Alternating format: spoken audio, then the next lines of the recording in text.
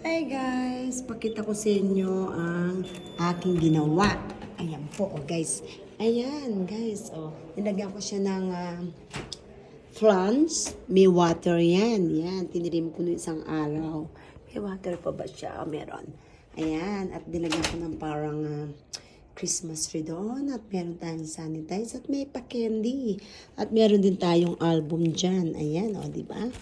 Diba, mga picture ng mga staff, mga kaganapan dyan. Diba? At ayan po ang aking gift sa aking boss. At ayan po ang ginawa kong Christmas tree. Guys, nilagyan ko ng candy. Yan, kahoy lang po yan. And then, nilagyan ko po ng mga different colors lollipop.